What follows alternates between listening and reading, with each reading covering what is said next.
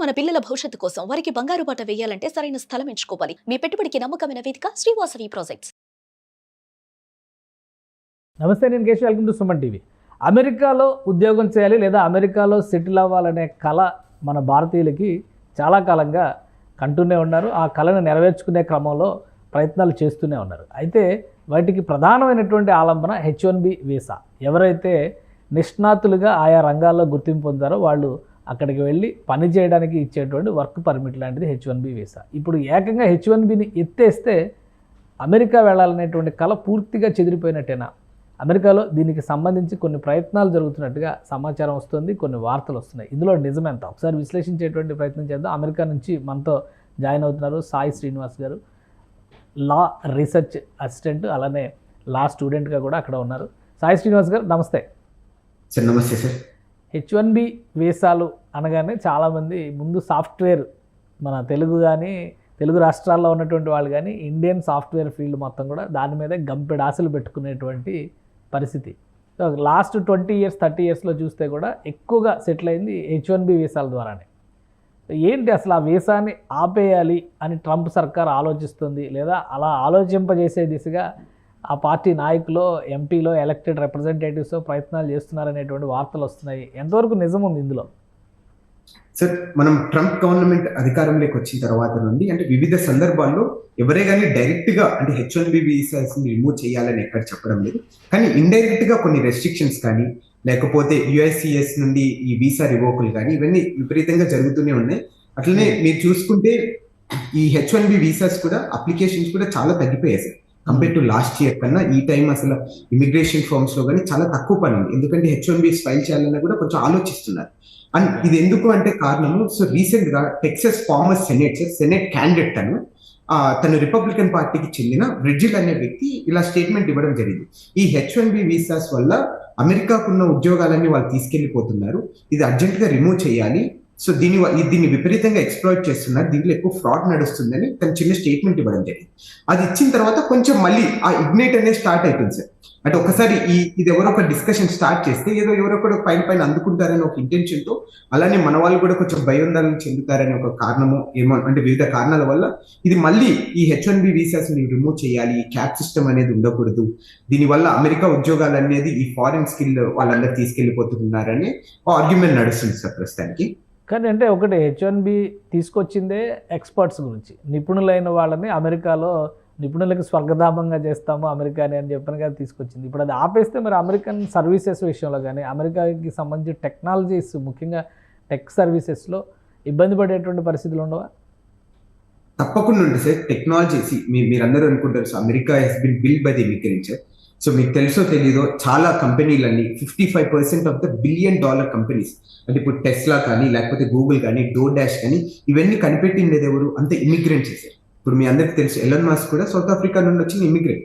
అట్లనే 44.8% fortune $500 companies ఏంటంటే immigrants పిల్లలు కనుక్కున్నది. అంటే ఫర్ ఎగ్జాంపుల్ ఇప్పుడు యాపిల్ అనే స్టీవ్ జాబ్స్ కనిపెట్టారు.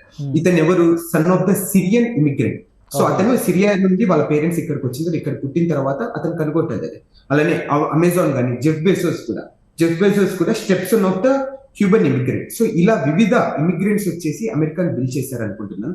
And one more thing sir, మీ అందరికి తెలుసో తెలీదో, సుమారు 6,60,000 కోట్ల రూపాయలు H1B visa holders US government కి ఇన్కమ్ ట్యాక్స్ రూపంలో కడుతున్నారు.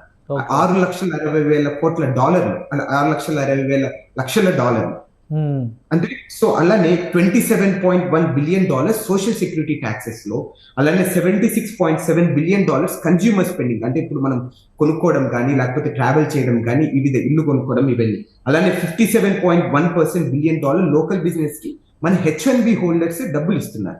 అండ్ మీ అందరికీ తెలుసు, అంటే ఫారిన్ రెమిటెన్స్ నుండి అమెరికా నుండి ఇండియాకి వచ్చేది $44 బిలియన్ డబ్బులు ఇండియాకి డబ్బులు రావడం జరుగుతుంది. సో ఇలాంటి ఇన్ని అడ్వాంటేజెస్ పెట్టుకొని దాన్ని రిమూవ్ చేస్తే మాత్రం తప్పకుండా విపరీతంగా US ఎకనామీ దెబ్బతింటాదని అయితే నేను అనుకుంటున్నాను. అలానే ఇలా రిపబ్లికన్ పార్టీ వాళ్ళు కూడా సో ఒక ఆర్గ్యుమెంట్ రేస్ చేస్తున్నారు, దీని వల్ల ఎఫెక్ట్ అయ్యేది ఓన్లీ ఇండియన్స్ మాత్రమే, అమెరికన్స్ ఎవరు ఎఫెక్ట్ కారు. ఇండియా నుండి ఎక్కువ 70% ఆఫ్ ద H1B హోల్డర్స్ వస్తున్నారు, మిగతా దేశం నుండి రావడం లేదు, వీళ్ళే ఫ్రాడ్ చేస్తున్నారని ఆర్గ్యుమెంట్ చేయడం మొదలు పెడుతున్నారు. కానీ ఆల్రెడీ వీసా రూల్స్ అన్ని చాలా టైట్ చేశారు, అట్లనే జంబ్లింగ్ సిస్టమ్స్ అన్ని తీసేస్తున్నారు. ఎక్కడికక్కడ కంపెనీల నుంచి ఇచ్చే ఎండార్స్మెంట్స్ పైన కూడా రిస్ట్రిక్షన్స్ తెస్తున్నారు. సో ఇవన్నీ వచ్చినా కానీ ప్రత్యేకంగా ఇలాంటి నిర్ణయాలు తీసుకోవడానికి ఇండియన్స్ని టార్గెట్ చేస్తున్నారని అనుకోవాలా. మొన్న కూడా 2 days బ్యాక్ కూడా ట్రంప్ అన్ఎక్స్పెక్టెడ్గా ట్యాక్సెస్ని పెంచారు. అల్యూమినియం వీటన్నిటిపైన మళ్ళీ ఒక 50% అబోవ్ చేశారు. ఆల్రెడీ 25% ఉన్న ట్యాక్స్ని 50%కి తీసుకొచ్చారు. అంటే 50% 100% హైక్ చేసినట్టు లెక్క.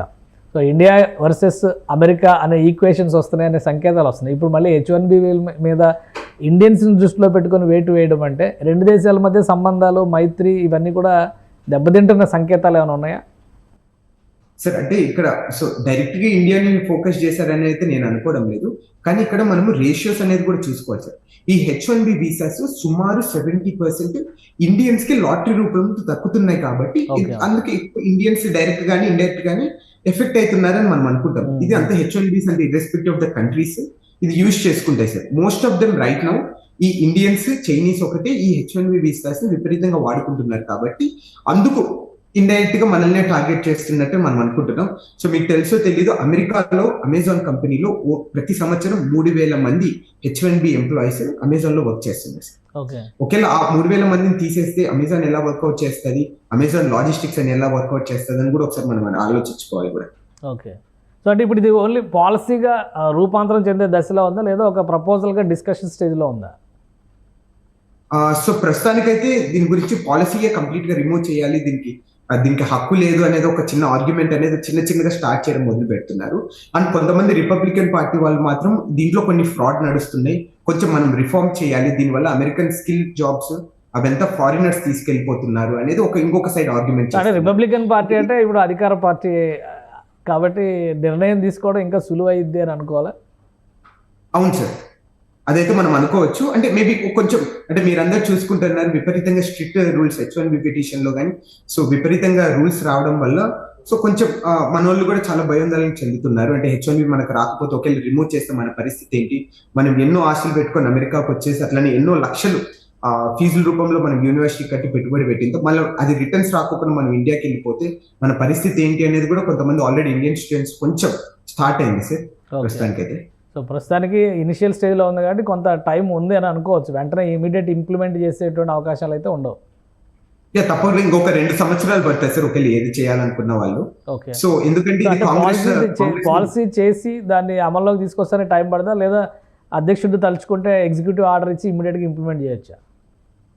సో అధ్యక్షుడు తలుచుకుంటే ఇమీడియట్ గా కూడా ఇంప్లిమెంట్ చేయొచ్చు. కానీ ఇక్కడ కూడా ఆలోచించుకోవాల్సింది అది కంప్లీట్ గా కాంగ్రెస్ నుండి వచ్చింది కాబట్టి ఆ సెట్ ఆఫ్ రూల్స్ అనేది ఫాలో కావాలి. దాని బదులు ఇండైరెక్ట్ గా ఏం చేస్తారంటే కొన్ని రెస్ట్రిక్షన్స్ తీసుకొని రావడం జరుగుతుంది సార్. అంటే మనల్ని కట్టెలు చేయడానికి, అంటే ఫర్ ఎగ్జాంపుల్ ఇప్పుడు డైరెక్ట్ గా వచ్చేసి ఆఫీసులలో చెక్ చేయడం కానీ, సో మీరు ఉన్నారా లేదా, లేకపోతే స్క్రూటినీ ఎక్కువ పెంచడము, లేకపోతే RFEs అంటే రిక్వెస్ట్ ఫర్ ఎవిడెన్స్, మనం ఏదైనా అప్లికేషన్స్ లో తప్పు వేసినా కానీ సో దానికి ఎక్కువ టైం తీసుకోవడం. అంటే for example RFEs minimum 2 months లోపల కంప్లీట్ చేస్తే సార్, అంటే మీ దాంట్లో ఏదైనా మిస్టేక్ ఉన్నా అది ఒక 5-6 నెలలకు కానీ పొడిగిస్తే దానివల్ల మనకి ఇంట్రెస్ట్ విపరీతంగా స్ట్రెస్ గురి కావడం, అది ఇది వద్దు అని మనం స్వతహాగా మనం ఇండియాకి వెళ్ళిపోయే అవకాశాలు కూడా ఉన్నాయి కదా సార్. దాంట్లో ఒక ప్రెషర్ క్రియేట్ చేస్తారు, అయితే ఒక ప్రెషర్ ఇండైరెక్ట్ గా ఒక ప్రెషర్ అట్లనే ఒక ట్రామా క్రియేట్ చేసి ఇవన్నీ అలా చేస్తున్నారని అయితే నేను అనుకుంటున్నాను sir. Right. Thank you Sai Srinivas గారి విశ్లేషణ అందించినందుకు.